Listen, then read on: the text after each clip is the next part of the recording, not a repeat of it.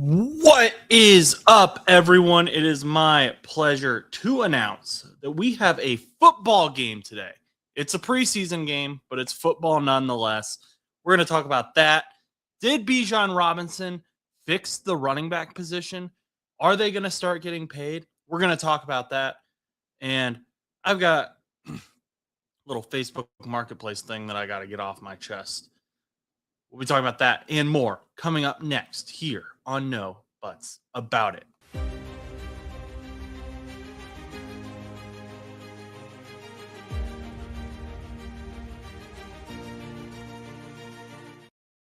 What's up, everyone? Welcome to No Buts About It. I am your host, Josh Butts. If you have not, check right now. If you have not subscribed, if you have not followed whatever platform you're on, please do so right now. It helps so much. We actually just got monetized on some of the Spotify, Apple Podcast streams, so that's a pretty big deal. Not making $1 million, but every little bit helps. So that was huge. And I've been in the market for a couch.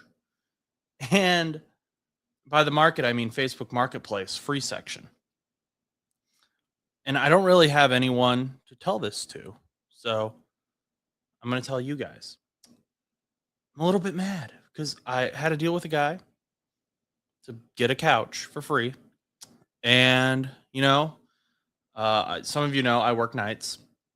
And so I messaged the guy and said, hey, I'll be there at 6. He messaged me while I was asleep and was like, do you really want the couch? Like, he's doubting me. And I didn't respond because I was asleep.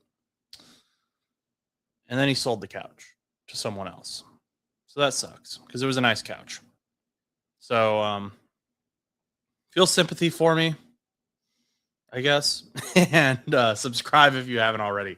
But yes, that sad thing, that disappointing thing, that tragedy happened. But we have a football game to talk about between the Cardinals and the Panthers today at 8 p.m. And we will talk about that as we get closer to the end of this show.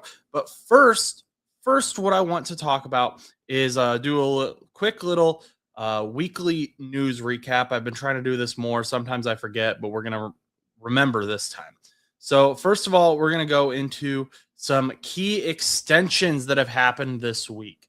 The Falcons extended guard Matthew Bergeron, 4-year, $96 million deal for him. So that is a big move. He's only 26 years old. And, again, this is another situation where we're not really sure who the starting quarterback is going to be for the Falcons. Tua is expected to start the beginning of the year, but will Michael Penix Jr. take over? That's yet to be seen. Another big Falcons extension that we're going to be talking about later in the show and go more into depth is running back Bijan Robinson got a 3-year, $66.75 million deal. It's reported as 75. There's incentives in there, but it's reported on Spotrac as 66.75 million. So that's what I put. Zay Flowers, he got 4-year, $140 million, which is interesting because that puts him in the same tier or maybe even above, if we do some quick math, above Jamar Chase, above Justin Jefferson, or around that area. And I don't know if Zay Flowers is really in that category yet. I don't think I would consider him there, but maybe Ravens fans do. Breaking news. So Chris said, breaking news, Zay Flowers got overpaid. Silver Wolf says, bro, these new contracts aren't saying. Yeah, Zay Flowers, I cannot. I think that this is too much for Zay Flowers right now. Maybe, I just don't see it. He's a good receiver, but I don't think he's Jamar Chase, Justin Jefferson, JSN level. Darnell Wright, I know Chris said that Dallas Turner is going to just kill him, but 4-year, $116 million to play offensive tackle. And then just before we came on, about a few hours before we came on, linebacker Henry Tuo got paid 2 years, $16 million, which I didn't realize. Get this down. Henry Tuo is only 25 years old. So he is the same age as some rookies coming into the league right now. He's coming in with 3 years of experience. He was drafted in the 5th round of the 2023 draft. So that's becoming a great draft for the Houston Texans. That's also the same draft that they got CJ Stroud and Willie Anderson. So just overall, really, really good deal for the Houston Texans. He's become a leader on that defense. They've got a young guy that they can keep around. So, yeah, I think that is good for the Houston Texans.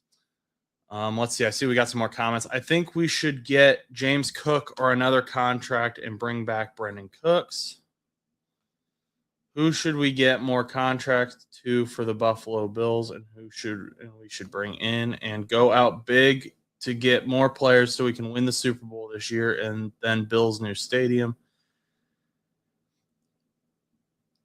Oh, okay. So you want it? Yeah. So Brandon Cooks okay. So hang on. Brandon Ayuk had originally said that he wanted to go to the Washington Commanders. That's probably not going to happen now. They just signed Stephon Diggs to a 1-year, $12 million deal. We'll get to the key signings here in a moment. But I think that, you also mentioned get James Cook another contract. He is currently on a 4-year, $48 million contract that he signed in August of 2025. He may want a new deal now following this Bijan Robinson thing. Something that has kind of been talked about is Jonathan Taylor had the advantage of being under a 3-year contract, and now he's signed a 2-year contract, and having those short-term contracts kind of allowed him to jump the market again. But I don't know. James Cook, he held out for that $12 million a year contract, which was big at the time, but now that's like nothing, right? And James Cook, I think he's a top 5 running back in the NFL. Bills suck. They have the best quarterback in the league and can't even make the AFC Championship game every year. Yeah, that defense is also going to be questionable as well. I think make sure. Yeah, what's Josh Allen's contract? I need to get like a chart that just has all these contracts. 6-year, $330 million contract. He signed in March of 2025. So both these guys just signed new contracts that you're talking about. So I don't know if they can come in. I think they have to wait a year anyway, because that was the thing with Trey Hendrickson with the Bengals. Was he signed a deal and then he didn't like the deal, but he couldn't renegotiate for a year. There's some NFLPA rule with that. And that was kind of why he had to play on the 1-year deal anyway. And then who's going to be watching the Hall of Fame game tonight? Football game on Peacock. I will be watching it, and we're going to talk about what I'm going to be looking for during that game here in a little bit. So stay tuned for that. But Brian, you brought up the Bills possibly signing Brandon Ayuk and bringing back Brandon Cooks. One of the things that reasons I think that could happen is because of this Stephon Diggs signing. So Stephon Diggs signed a 1-year, $12 million deal with the Commanders. Brandon Ayuk has been very, very open about the fact that he wanted to be on the Commanders. And to me, this says they're not going to go. You still want to see me? He said we can't see you anymore. Let's see here. Normally people don't want to see me. I'm still here. I'm just hiding. I'm hiding behind my chart. But anyway, Stephon Diggs, 1-year, $12 million with Commanders. Brandon Ayuk really, really wanted to sign with the Commanders. And he's been a bit of a controversial figure. We'll put it that way. And the Commanders really, really need to establish their culture. Now, it's interesting that Stephon Diggs is kind of that player that's being chosen to do that. The wide receiver role is kind of, our market is a little questionable in free agency right now. So I think that I feel like that's just mean. Chris said keep the chart up, Josh. But um, Br- Stefan Diggs is a veteran who's going to be the wide receiver two behind Terry McLaurin. Two very, very good wide receivers, but still two very, very uh, older, I guess, because I think Terry McLaurin is 31, and I believe Stefan Diggs is like 32 or 33. Let's see who is still a free agent for the Buffalo Bills. Uh, I can see who you guys signed. Who'd you relinquish? Uh, you guys lost. It looks like they all signed somewhere, but you guys lost David Edwards, Mitchell Trubisky, Reggie Gillum, Cam Lewis, Darnell Savage, AJ Epinesa, and Dane Jackson.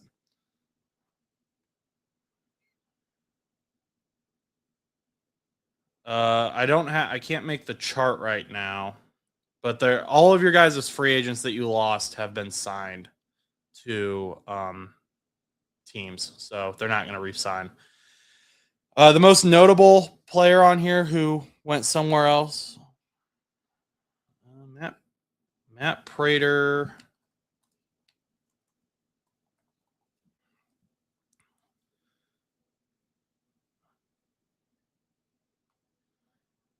You guys didn't relinquish Matt Prater, I don't think. I think Matt Prater is still. Where is Matt Prater? Oh, okay. Wait, I'm sorry. I was looking at the wrong thing. It had it. So Joey Bosa, Daquan Jones, Curtis Samuel, Larry Ogunjobi, Matt Milano, Taylor Rapp, Tre'Davious White, Jordan Phillips, Matt Prater, Jordan Poyer, Shaq Thompson, and Brandon Cooks and Gabe Davis are all still free agents. I apologize. I looked at the wrong thing. Von Miller, I don't know what happened to Von Miller, but he's not on either one of these lists. Okay, but back to Brandon Ayuk. The Commanders need to establish Jaden Daniels as a franchise quarterback, as a guy who can, come in. They need to prove that he's worthy. I think he proved that a lot in his rookie year. He got hurt his sophomore year. So now that he's in his third year, they really, really need to get these weapons for him. And I don't think Brandon Ayuk is that guy. Brandon Ayuk is a very, very talented wide receiver. I liked Brandon Ayuk coming out of college. I liked Brandon Ayuk his rookie year. But for whatever reason, something happened that just kind of caused him to snap. He's not the same player. He's not the same player mentally. It seems like John Lynch and Kyle Shanahan have really tried to help him with the 49ers. Yes, he had that injury, but they haven't even really said anything that negative about him to the media. They've just said, hey, he's just on our not playing list, basically. He's not with the team. He's effectively retired in their minds, it seems like. But with an asterisk next to it that's he is available if a team wants to take a risk with him. So Brandon Ayuk not going to the Commanders. Brandon Ayuk will never play again in the NFL. I don't know if that's true, but there's been some crazy stories of guys who've made a comeback. He's very talented. I hope he gets whatever help he needs, though, just for his long-term life situation. But yeah, Brandon Ayuk is not going to the Commanders, which kind of makes me wonder what other teams think about him right now. For some reason, I had Von Miller to the command. Is he still with the Commanders? Did I make that up? Is that a thing in my mind? I don't know. Anyway, other key signings, offensive, or I always say offensive linebacker. That's not a thing. That's just, I'm going to make a t-shirt that says offensive linebacker. Outside linebacker, Jadeveon Clowney, 1 year, $5.5 million deal with the Texans. He returned to the team that drafted him. So going full circle. I put quarterback Cooper Rush on here, 1 year, $1.3 million with Falcons, just because he's a pretty popular backup. People know who he is. Running back Khalil Herbert signed with the 49ers. They have had some injuries, especially at that running back situation. They're adding to that running back room. Wide receiver Deebo Samuel signed a 1 year, $4.1 million deal with the 49ers as well. He is the Ricky Parcell replacement. And then we have inside linebacker Devin White signing with the Lions. So Ricky Pearsall also went down. Another guy I really liked out of college, out of Florida. I really liked Pearsall. I was hoping he would fall to the Bengals. He struggled with injuries. He's got that ligament injury again. Where does offensive linebacker? It's another name for running back. But yeah, I really liked Pearsall. I was hoping that he would be able to bounce back from that injury, but apparently he's had another issue with it. He's going to miss this entire season. That sucks. But yeah, we've already had a ton of season-ending injuries for big-name players as well. We've got a couple notable injuries here. We've got Edge, Jalen Walker coming into his second year. Season over. He tore his ACL during training camp. Tight end Kenyon Sadiq is a rookie, a big rookie tight end name for the Jets. He had a setback with his hernia surgery. He's still expected to be back week 1. But yeah, still, I put him there because, coming into, this season, coming into his rookie season, missing a good part of training camp. He's going to be with Mason Taylor there in that tight end room, and with the Jets is going to be interesting. It sucks he's really not going to have much practice, but he should be back week 1. We're expecting to see him play, so wouldn't be too worried. Safety Kobe Bryant had a bone bruise, fracture, and like 3 other things. He's out 8 to 10 weeks, which put him around week 4 return, I believe. Wide receiver Ricky Pearsall, we just talked about. His season's over. Panthers rookie wide receiver Chris Brazzell.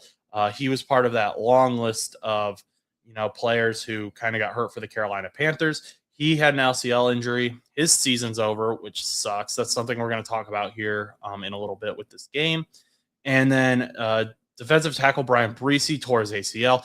Big loss for the New Orleans Saints defensive line. Brian Breesy is a stud, maybe not a household name, but he is someone who is highly respected in NFL locker rooms and a great player and was coming into his own.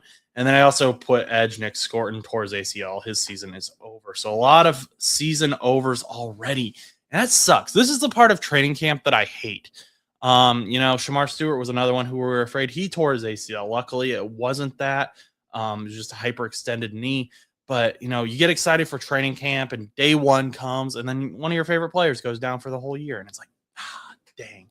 And the 49ers, I saw something that like 20% of the 49ers roster was on the sidelines with either season-ending injuries or just some sort of injury. They weren't practicing because of that. That's just insane. That's unfortunate. And it gets to a point where you have to wonder, or I have to wonder at least, what is your conditioning look like? Because these are NFL teams. These should be the best of the best when it comes to their conditioning, when it comes to their health. These guys should not be, granted, they're pushing their bodies harder than most people ever will in their life. But why do these injuries keep happening? And why is it the same teams that it's stacking up with every single time? That's what's frustrating as a fan. Thankfully, knock on wood, the Bengals haven't had a ton of bad injuries. The Colts haven't had a ton of bad injuries. But, I don't like to see injuries for any team, because if you have injuries, then you don't have the best players on the field, and then you're not getting the best football games. And I want to see the best football. Like, if you are missing a guy like Jalen Walker or Brian Breesy, you're not getting that best defensive experience from that team. And I think Jalen Walker is a fantastic player. I was really excited to watch him, even though I don't root for the Falcons. I root for Jesse Bates, and that's about it. But yeah, losing Jalen Walker is a huge hit to that roster, and we're going to be worse off for it as NFL fans, unfortunately. But yeah, so that's a quick little just notes recap.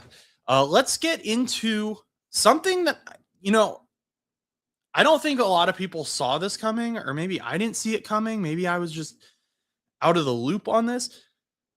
But I hear she did just run by. The mic picked that up? That's crazy. Yeah, she just ran by. Anyway, that's funny. The whole league needs to switch to grass. Yes, Silver Wolf. Yes. That I agree with you 100%, especially because they did it for the soccer teams. They did it for the World Cup.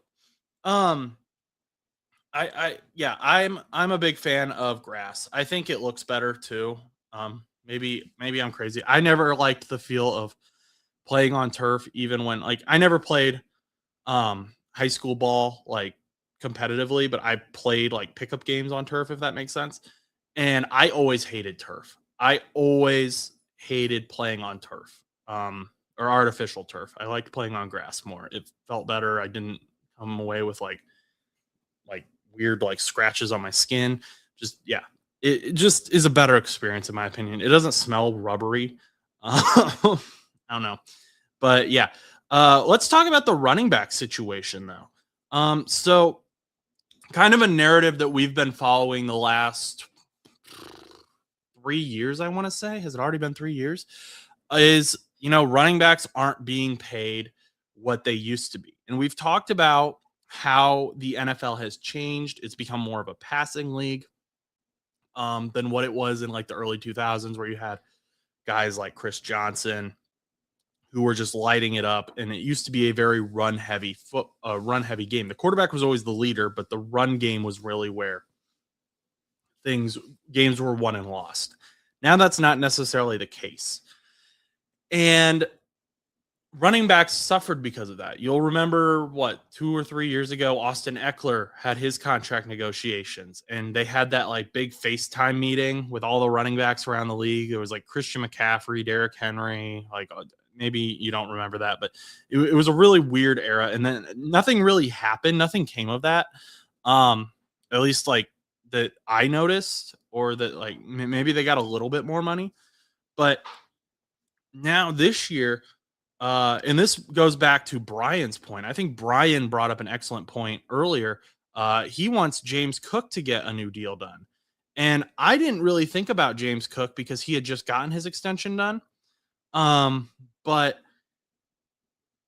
yeah, James Cook's probably looking at this going, what the heck, guys? Because he's a younger stud running back who could, be looking at this. So Bijan Robinson, we kind of knew that him and Jahmyr Gibbs were going to be the two running backs that were going to be competing for the bigger contract. Jahmyr Gibbs' contract is close to getting done. In fact, it's so close to getting done that I should probably be on Twitter right now, but I'm not. If something pops up, last week, Chris Olave got extended right as the show ended. But yeah, if something pops up, I will let you guys know. Anyway, Bijan Robinson, though, let's look at his deal and let's look at him compared to Jahmyr Gibbs. So Bijan Robinson had 2,298 scrimmage yards, 11 rushing and receiving touchdowns, and he had 5.1 yards per rushing attempt. 3 years, $75 million deal, $51 million guaranteed. Now, that's the reported amount. Earlier, I said 66.75 because that's what Spotrac announced. So this is what Schefter tweeted. The other is what Spotrac had on their website. So a little bit different, but essentially just weird contract lawyer language. He's going to get around 25 million a year. So big number, big jump for Bijan Robinson. Now, how big of a jump is that? Well, we just looked at James Cook's contract because Brian asked me to pull it up. He was getting 12 million a year. I believe he was a 4-year, $48 million deal. That's 12 million a year. Bijan Robinson's getting paid almost double. He's getting paid over double. No, yes, math. Anyway, Bijan Robinson is a fantastic running back. Don't get me wrong. You can argue Bijan Robinson is the best running back in the league. I think you can also argue James Cook is the best running back in the league. And you could also argue Jahmyr Gibbs is the best running back in the league. We are living in a very, very good era for running backs in the NFL. And then you look at this year's draft and Jeremiah Love, Silver Wolf, if you're still in here, Jeremiah Love, 3rd pick overall, getting paid like $50 million guaranteed already and hasn't taken a snap in the NFL. This is a very, very good era for the running back position. We are returning back to that kind of era, and Bijan Robinson is the reason for that. Now, let's look at Jahmyr Gibbs because we said, he's going to be where's he going to come in? Jahmyr Gibbs had 1,839 scrimmage yards, 18 rushing and receiving touchdowns, and he averaged about 5 yards an attempt, which is around, he just rounding the same yards per attempt, more rushing and receiving touchdowns, but he had less scrimmage yards. Now, it's important to remember Jahmyr Gibbs was also splitting snaps with David Montgomery. They had that Sonic Knuckles thing. Now, David Montgomery is no longer with the Detroit Lions. David Montgomery went to Houston, and the Lions brought in Isaiah Pacheco, who I love Isaiah Pacheco. I loved him even when he was on the Chiefs, but he has had a fall off, and he hasn't really bounced back from injury. So do we know if Isaiah Pacheco can bounce back from that injury? Can he become who he used to be? And even if he does bounce back, I don't know that he is going to be taking the same snap split that David Montgomery was. So that comes into this question as well. Jahmyr Gibbs is probably in the locker or in these meetings going, hey, look, yes, I get it. Like Bijan Robinson had more scrimmage yards than me, but I had more touchdowns, which touchdowns are what win games, not scrimmage yards. And you took away David Montgomery's not here anymore. So I'm going to be doing more. I'm going to be putting in more work in this offense. So I think that I think Jahmyr Gibbs could and does have a fair argument here to get paid more than Bijan Robinson. Even though, yes, he had less scrimmage yards. I don't care about that right now. I think that Jahmyr Gibbs is just as good of a weapon in the receiving game and the rushing game as Bijan Robinson. And the way Dan Campbell's offense has been built, even without Ben Johnson there, even last season when Ben Johnson had moved on, it heavily relied on the running game. So you need Jahmyr Gibbs to be paid. You want him to stay in Detroit. I know Detroit fans want him to stay in Detroit. I think we could see this contract go a little bit over what Bijan Robinson is. Maybe it's a 3-year $80 million or something, or 4-year $80 million. I don't know. But either way, we are seeing a huge jump in these contracts. And I think that's really, really exciting because just last week, I would have scoffed at the idea of possibly having a running back being paid $100 million in one contract, unless it was like super long years, or getting paid $25 million a year. That's just wasn't where the running back market was. But now these teams are starting to catch up. They're responding. Just this morning, Jonathan Taylor, JT28, he had 1,963 scrimmage yards, 20 rushing and receiving touchdowns, 4.9 yards per attempt, and he signed a 2-year, $44 million deal with $39 million guaranteed. That's $22 million a year. Bijan Robinson has pulled the entire running back market up with himself. He's carrying them. And yeah, I do think next year James Cook is going to want an extension. I think he's going to want a bigger contract because he's way behind everyone else and where he should be. Jonathan Taylor was way behind where he was, but things worked out to where he could, negotiate right now. And the Colts probably, and he had talked about wanting an extension before, but I bet the Colts saw that Bijan Robinson extension and said, hey, we got to get this done before Jahmyr Gibbs gets done, because Jahmyr Gibbs is going to cost us more. And Jonathan Taylor was in the MVP race last season. For a second. He was having a big season before Daniel Jones went down, and then they had the Phillip Rivers fever dream of 2025. But yeah, I really, really think we're gonna see another big contract from Jahmyr Gibbs, and we could see James Cook request another extension soon as well. And it'll be interesting to see like some of these older players where they fall. Like Derrick Henry, I don't know where his contract is, or a Christian McCaffrey, kind of find where they fall as well. Those elite older guys, but these young guys are making a splash early on in their careers. And guys like Jeremiah Love, Amarian Hampton, Ashton Gianti, they're going to be very, very thankful for names like Bijan Robinson and James Cook and Jahmyr Gibbs. I think Bijan Robinson fixed the running back market, and they should be very thankful for that.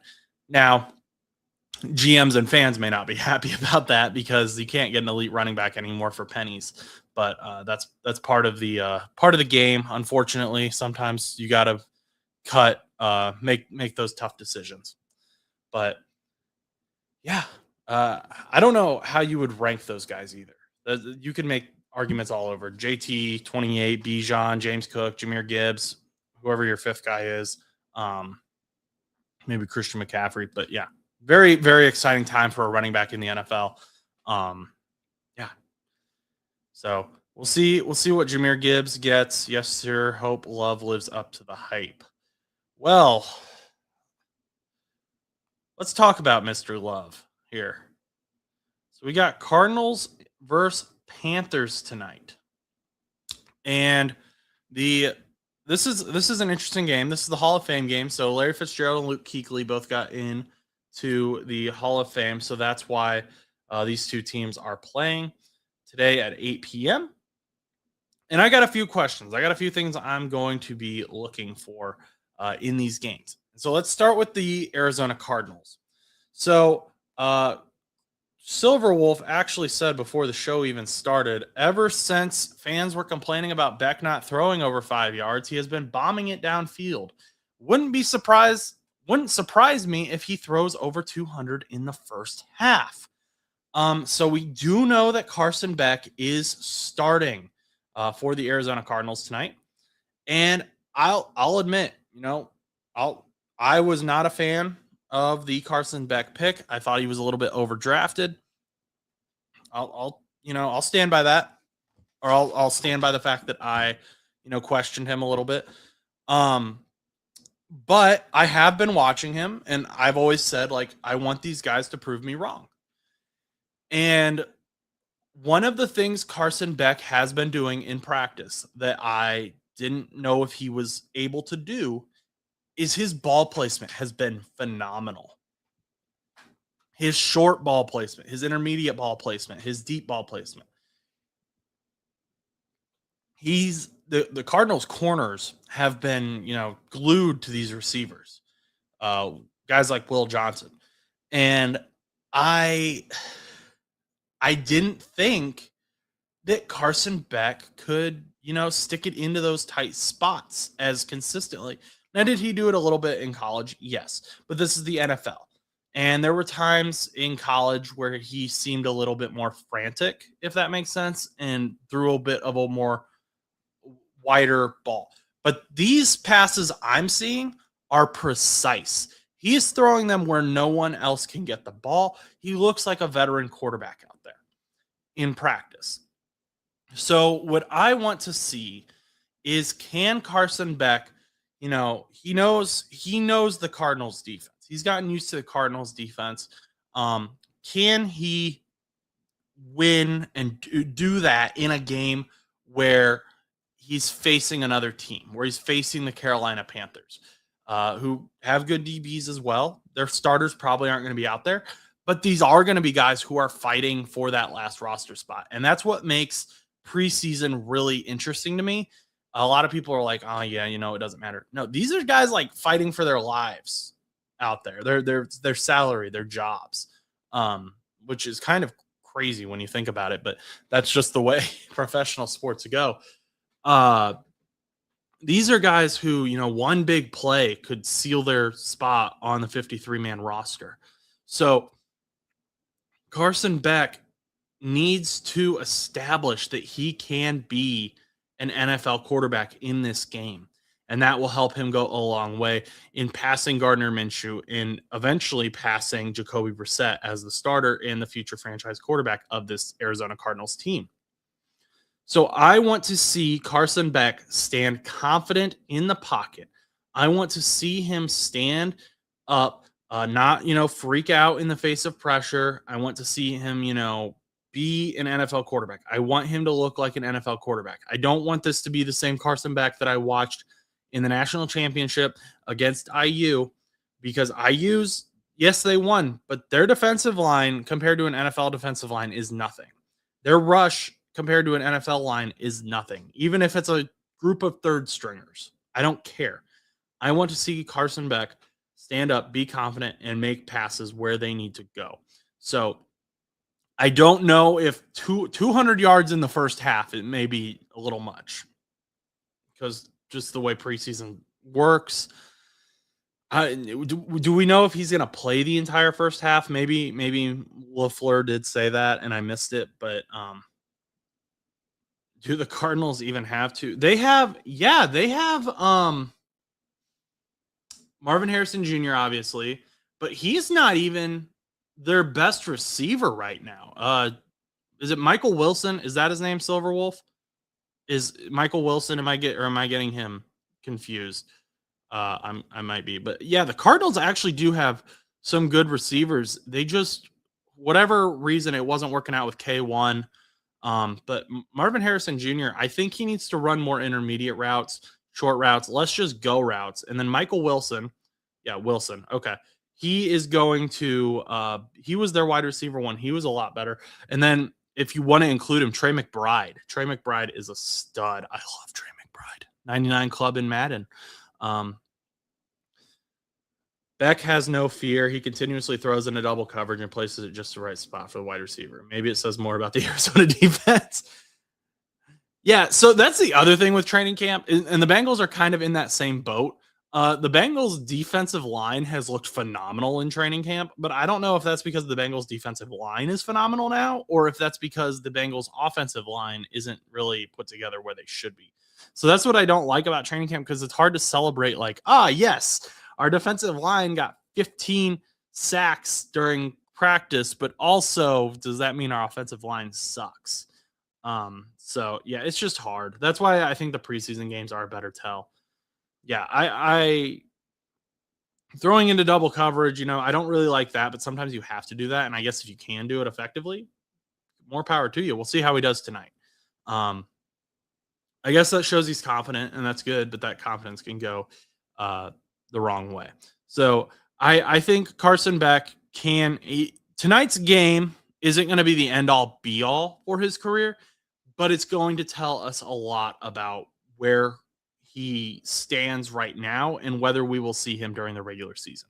And that goes for a lot of different players. The other thing that I'm interested in with the Arizona Cardinals is their running back situation.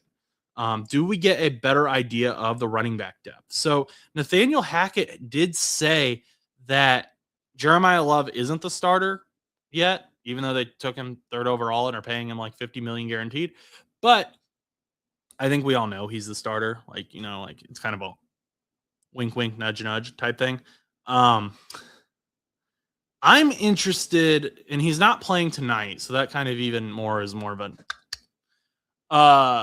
I want to know Tyler Algier, Trey Benson. Where do they kind of stack up? And is Trey Benson still maybe even recovering from injury? So the running back situation is really, really weird to me for the Arizona Cardinals. Like I talked to this with Joe from the Cardinal Rule when I had him on. They signed Tyler Algier, who had been behind Bijan Robinson and kind of wanted, and James Conner. They have James Conner too. So but yeah, they signed Tyler Algier. And they said, hey, you're going to be the starter. Like James Conner's older, like da, da, da, da. And then they didn't they drafted a guy third overall. And then they have James Conner, who has been their RB1. And then they had Trey Benson, who looked really good before he got injured. Just a really, really weird running. So I don't know who they're going to throw out there tonight. We just know that it's probably not going to be Jeremiah Love. But yeah, Benson won't play tonight. Is that because he's injured, or is that because you think he's the RB2? What is your Silverwolf? Okay, so those who don't know, Silverwolf is a Cardinals fan. What is your opinion? Like, what do you think the current depth chart is? I assume Love is 1, Connor 2, Benson 3, and then is Algier 4? But you signed Algier in free agency. So are you guys going to keep 4 running backs? Or are you guys going to release Connor? Is that what's going to happen? Trade Connor? I don't know. I think the Arizona Cardinals situation is very, very, very unique at the running back position. I would not be happy if I was Tyler Algier, though. I think he kind of got a short end of a very short stick. So while Silverwolf is typing that out, I just think I don't expect to see Trey McBride tonight. We probably won't see Michael Wilson or Marvin Harrison Jr. Maybe see Kendrick Bourne. That might be your wide receiver 1 tonight for Carson Beck.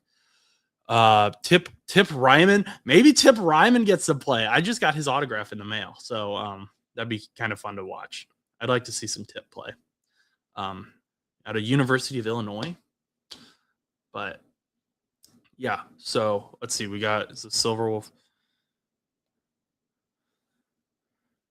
Connor, Algier, Love, and Benson is getting traded. So that's the current. That's what you currently think. Okay. But we assume Love is going to jump both of those guys, and Algier is going to be RB3, and Benson's getting traded. Okay. That's surprising. Benson's a really good young running back. He could, if he can stay healthy, he can make. That's another, I was just thought, Bucky Irving's another young running back who's going to be looking for a contract soon. These running backs are going to get paid. We got a lot of good running backs coming up. I mean, Trey Benson isn't like Bucky Irving level. He isn't James Cook level, but he's good. He's exciting. He can be a strong high-end RB2, I think. If he can get, I guess it depends on how he bounces back from injury, but yeah, that's interesting. Let's flip on over to the other side of this. Jonathan Brooks. We're still talking about running backs. This is the all running back show. So Jonathan Brooks has struggled with injuries a ton. He was healthy for 3 games one season and then tore his other ACL or something like that. And we just haven't seen him a lot. They had Chuba Hubbard.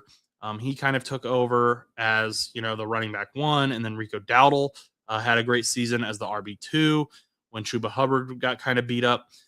And now is kind of Jonathan Brooks' time to shine. And I don't know if we're going to see Jonathan Brooks tonight. I would think we would want to see Jonathan Brooks tonight if I'm Dave Canales, but has he said anything on that? He hadn't when we started that I saw. So maybe,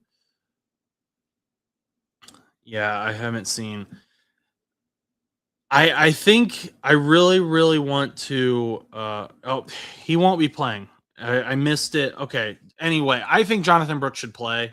I'm not the head coach, though. So I need to know what Jonathan Brooks brings to the table because we haven't seen him really since college.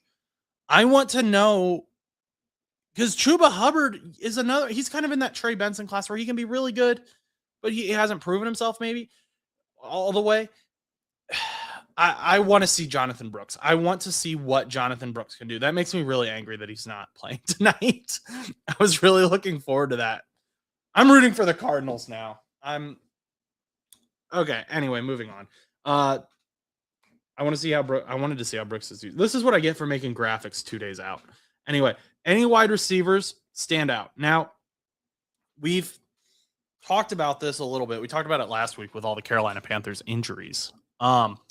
Ted McMillan is obviously a fantastic wide receiver. After that, though, their wide receiver room gets really, really shallow. So you got Tet, and then Xavier is still kind of up in the air. Chris Brazzell was supposed to be a really, really good player that they were excited about, that in his rookie year could at the very least be a wide receiver 3, hopefully, behind Xavier Legette and Tet. But now we don't know. We haven't seen. So who is going to Jalen Coker? he could be. He's another one. I think, also got a decent contract, so he might be their wide receiver too. But I still think there's a drop off. You got Xavier. So here's who's on their roster right now: Tet McMillan, Jalen Coker, and Xavier Legette. Those are their starters. Their second string is Bryson Tremaine, David Moore, and Jimmy Horn Jr. Third is Jaseem Reed, John Mechie III, and Casey Washington, and Malik Miga. I would like to see, I think John Mechie has been through it. I would like to see John Mechie come out and just ball. He was the guy who got drafted by the Texans, and then I believe it was a cancer like a blood cancer diagnosis, and so now he's trying to work himself back into the league. He was with the Eagles last season for a moment. Now he's with the Panthers. I would like to see John Mechie just come in and ball out. I think that'd be awesome. Seeing Kenny P slinging it to John Mechie would make my heart happy. That would make up for the Jonathan Brooks situation. But that's how it will be referred to from now on, by the way, the Jonathan Brooks situation. So I want to see who is our wide receiver 3, I guess, or does anyone overtake Jalen Coker as wide receiver 2? Because I don't think Legette is, I don't think he's really certified there. I don't think he's got his spot locked down.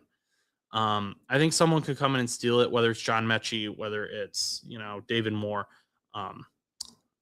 So that'll be interesting to watch. It'll be interesting to see how they use him. And then the other thing I want to see is the O-line. So even if Monroe Freeling doesn't play, I do want to see how this O-line depth works, because they've already lost both of their left and right tackle. They are close. They've got a new center as well. Just how does that depth work out? Because they're already, they've already lost some key players there. How do they look? Does Kenny Pickett look comfortable behind there, or does the Cardinals pass rush get to them? So that game is on at 8 p.m. later tonight, in about 3 hours. I appreciate all of you guys for stopping by. Once again, if you have not already, please subscribe. We're going to talk about this game next week. My plan for next week, because I've got a busy week next week. My plan for next week is to talk about this game, talk about a few of the upcoming preseason games, which you can see going across in the ticker below. Especially Bengals and Lions, because that's just going to be a fun game, I think. And then I'm going to make one prediction for all 32 NFL teams, season predictions, what I think will happen by the end of the season. Not records, just like storylines. So make sure you subscribe so you don't miss that. I appreciate every single one of you for stopping by. It helps us out so much. Yes, everyone enjoy the game, and have a great night. Stay safe and go do something nice for someone.